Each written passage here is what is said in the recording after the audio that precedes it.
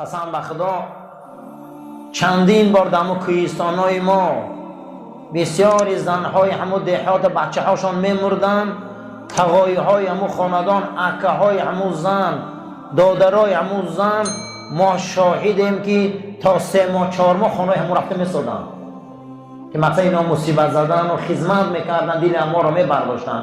امروز باور کنید در جنازه دادر خود ما نیستیم، در جنازه اکه خود ما نیستیم. این فرهنگای بدای برای ما. سیله رحمیتش همینه که ما باید در جنازه یکدیگر ما شرکت نداشته و ایش نتانیم هم کرده، اقلا دلتهی، اقلا یک یاردم خود ما را سهم و نمانیم. پیشتر انسان ها بسیار در همین مسئله احترام کلان داشتن. یک آیله یک از دنیا میگذشت، باور کنید تمام انسان ها، مردهای همون آیله رنگ زن گریه میکردن. من صدها جنازه را مقصد در همین شهر خواندیم، صدها جوان مرد در لحد ماندیم. در روز جنازه قسم به خدا سیگارت کشیدگی مردمی ما. روز جنازه در لحد ما مرده ماندیم، تلفن گریان میکرد، لحد مقصد نوار میگیرن. ماه شریف رمضان همون سال مقصد دیگه همین وبا بود، 10 ها جنازه، 100 ها جنازه، زیادی جای دروغ نیست، اشتراک کرده، مردم شاهیدن. در ماه شریف رمضان گروه جوانا پاپیروس سیگارت کشیده. من گمان کردم که مردم دیگر قومن، گفتم مردم نه تاجیکای خود مانن. من گفتم این مرده را ما قریم روی کرده است، یکون استراحتگاه، این خانه آخرت رفته است، این پیش خالقش رفته است. شما هیچ ایمان داره؟ حتی رمضان بود قسم به خدا. بسیار فرهنگای پسته، بسیار فرهنگای بدایی. یکی از همین سیله رحمه برای که رحم نمونده. حضرت میگه، رسول اکرم صلی الله علیه و سلم میگه وقتی نماز خواندن شده حضرت امام حسین غم میداد، میگه حضرت بالای گردناش میبرم در نماز، از پایان پاهاش سرش میمون غم میداد. بعد به درجه شد که پیغمبر در حالت سجده بود. یک روایت، در دیگر روایت میگه عبدالله بچه عثمان بود. حضرت عثمان هم از رسول اکرم نبیره‌دار بودن، عبدالله نام داشت بچه‌شون.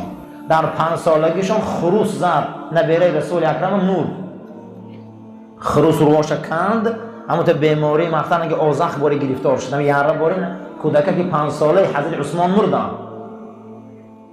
پیغمبر میگه نماز میخوان، اینا آماده از پشت گردن پیغمبر سوار میشدن. خیلی که از نبیرا با خودی بازی میکنن. میگه غم میدادن پیغمبر در وقت خواندن نماز. پیغمبر نماز دوام دادن میگیرید. ابو طلحه میگه من دور آمدم که عبدالله بود، میگه یک روایت بچه عثمان همین قدر خشرو بود، در بغل پیامبر بازی داره و پیامبر ریشاش خودی بازی داره، غم داده است.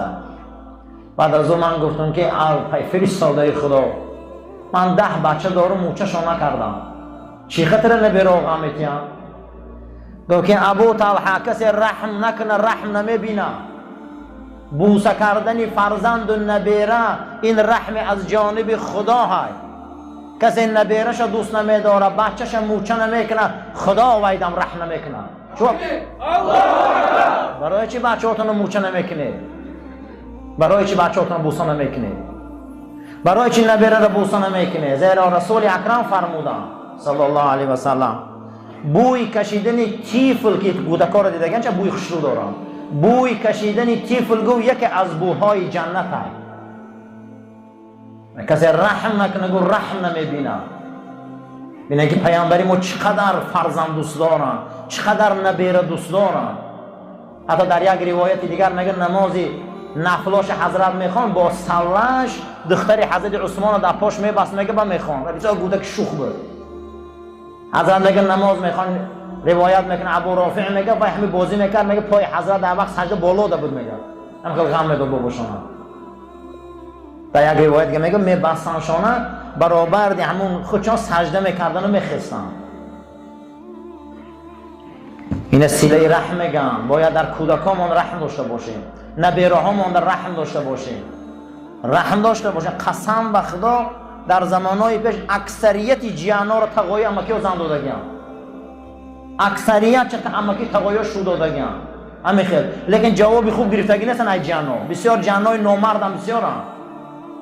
باور کنید شما بسیاری تقوی ها رو من میدانم که ماشینا رو در جیانا توفه کردن. زن توفه کردن، همین قد جوان مردی کردن، نگه جواب خوب نگرفتن. برای همین این جوان مردی بود، این اسلام بود این زمان. اما حاضر نه حاضر سیله رحم بسیار پس شد. حسن بصری میگه برای چه قدر رفت، میگه دیگه انمین از بین رفت.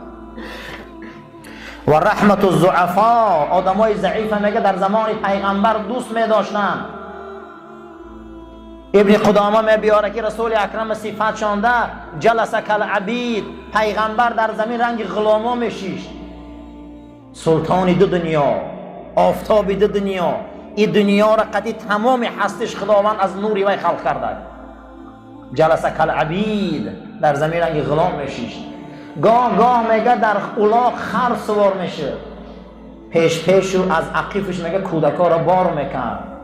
و هر انسانی ضعیف را که ما میشناختیم میدیدیم که پیغمبر یکم خانه اول خبرگیری میره. آدمای ضعیف بسیار آدمای دل شکسته میشن.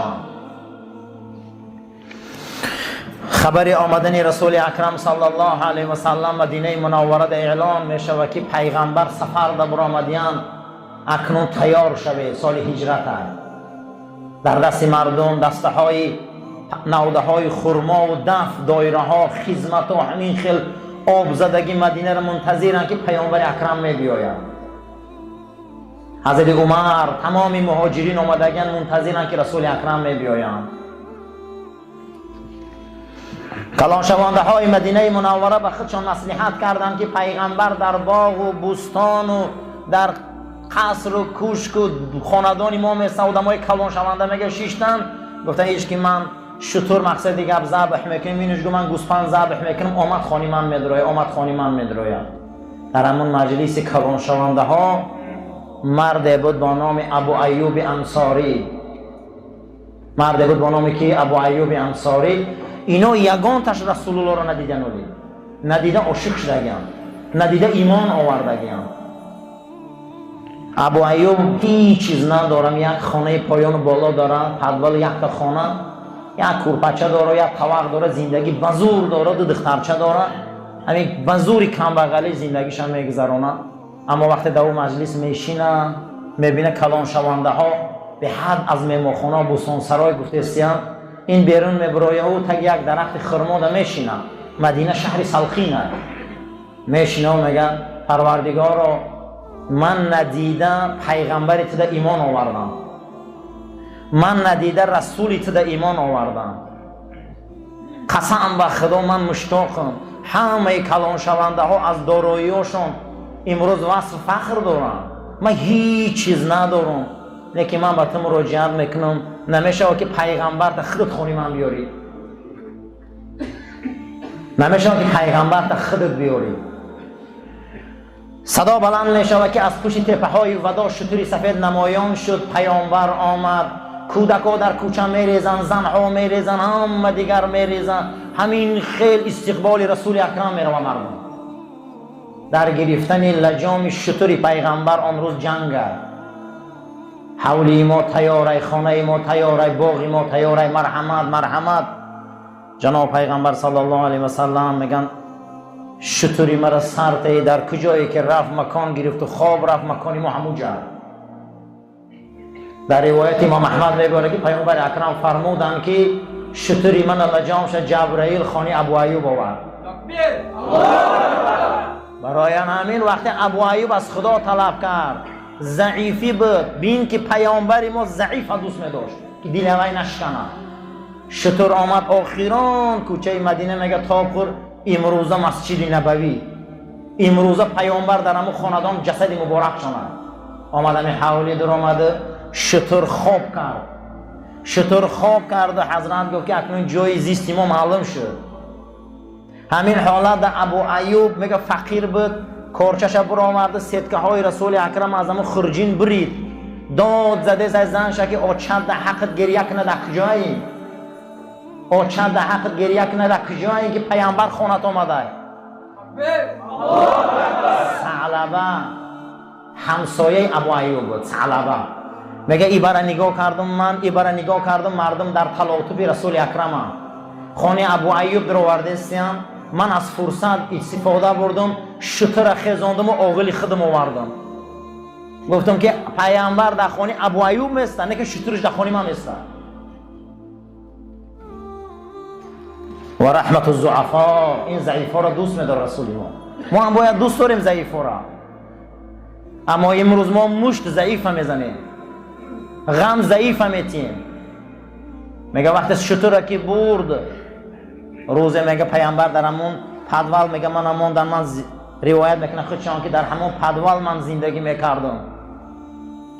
یک ترقصی سخت شد، میگه بیرون برآمدم که از همین اتاجی بالا او چپا کردیم بالا این پدوال در نگاه میکنه، میگه ابو ایوب قدی زنش هیچ چیز ندارن لطه که او قاق کنن که بالای سری پیامبر در نچکه، همون کرته کربوسچه خودش ابو ایوب رو آورده، میگه با کرتش او قاق کرده است.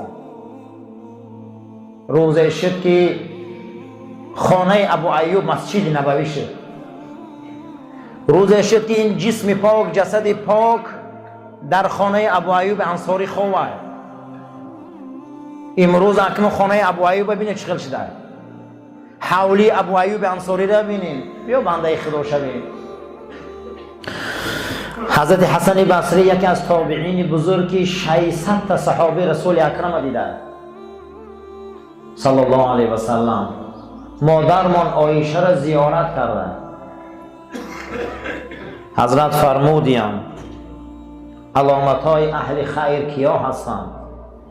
زمانی پیغمبر و زمانی ما در کیا بودن؟ آدم های نیک چه خصلت داشتن که قدر و قیمت اونها بلند بود؟